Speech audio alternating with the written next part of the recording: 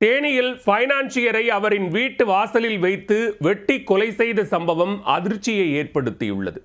பட்டப்பகலில் கொடூரச் செயலில் ஈடுபட்ட கொலைகார கும்பல் சிக்குமா? தேனியில் நியூ ஸ்ரீராம் நகர் பகுதியைச் சேர்ந்தவர் பாண்டி. 72 வயதான இவர் தனது மனைவி வசந்தாவுடன் தனியாக வசித்து வந்தார். இந்த தம்பதியின் மகன் மற்றும் மகளுக்கு திருமணமாகி அவரவர் குடும்பத்துடன் வெளியூரில் வசிக்கின்றனர்.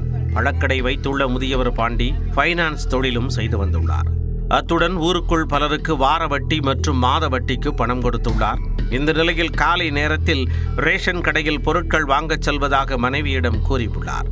அதற்காக வீட்டில் இருந்து தனது இருசக்கர வாகனத்தில் புறப்பட்டு வண்டியை ஸ்டார்ட் செய்துள்ளார். அப்போது அங்கு வந்த மர்ம நபர்கள் பாண்டியின் பின்புறம் இருந்து அவரின் கழுத்தில் அரிவாளால் ஓங்கி வெட்டியுள்ளனர். அடுத்தடுத்து சரமாரியாக வெட்டியதில் இருசக்கர வாகனத்தில் இருந்தவர் அப்படியே சரிந்து விழுந்துள்ளார்.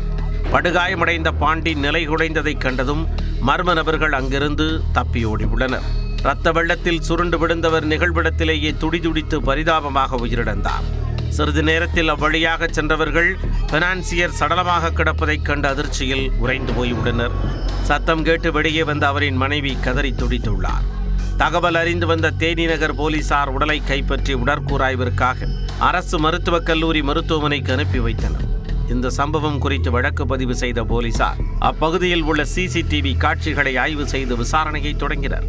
மேலும் மோப்பனாய் வரவழைக்கப்பட்டு கொலையாளிகள் சென்ற வழித்தடத்தை கண்டறியும் பணி நடைபெற்றது. அத்துடன் தேனி மாவட்ட காவல் கண்காணிப்பாளர் ஸ்நேகப்பிரியா குற்றவாளிகளை விரைந்து பிடிக்க தனிப்படை அமைத்து உத்தரவிட்டார்.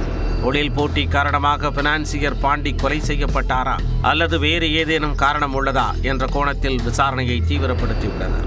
பைனான்சியர் பட்டப்பகலில் அவரின் வீட்டு வாசலில் வைத்து மர்ம நபர்கள் கொடூரமாக வெட்டி கொலை செய்த சம்பவம் தேனியில் அதிர்ச்சியை ஏற்படுத்தியுள்ளது.